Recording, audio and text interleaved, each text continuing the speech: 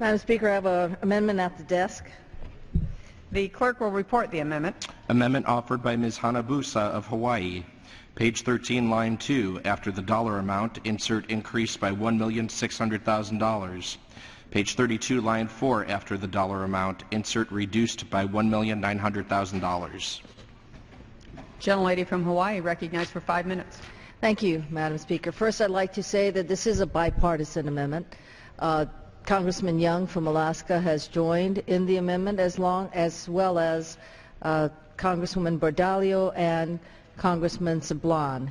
So, and I have another co-sponsor, the gentleman from Washington, Congressman Dix. So, Madam Speaker, this is a very important issue, and it's not asking for much in terms of funding. It's asking for funding to be restored to the fiscal year 12 level. And let's look at what we're talking about here. We're talking about the marine debris line, which funds NOAA's marine debris program, which really was established and mandated by the Marine Debris Research, Prevention, and Reduction Act of 2006. As you know, the program works to map, identify, assess, remove, and prohibit marine debris. Marine debris is, of course, the worst pollution that we're dealing with in our oceans, but it has become even more relevant to us after the tsunami, the earthquake, and, of course, Fukushima Daiichi in Japan on March 11th, 2011.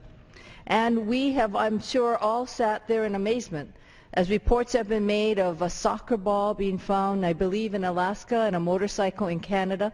Definitely the debris hitting North America. I represent Hawaii, and we are on watch as well. And all indications is that debris is making its way.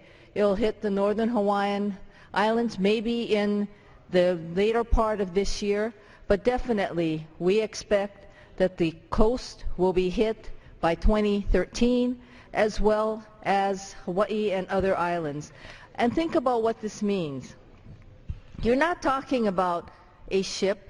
You're not talking about things being dropped in the ocean. You're talking about whole cities.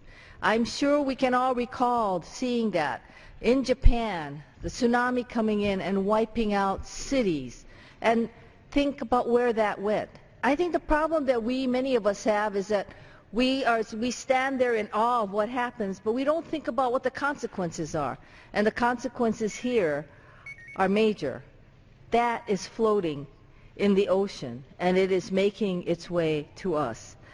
That is why this amendment has been proposed, and that is why I believe this amendment has the sponsors that it does have, because we are simply asking to be restored to the level of fiscal year 2012. What that will give us, remember at that point we were merely monitoring. We didn't have any clear evidence as to what was happening. Now we know.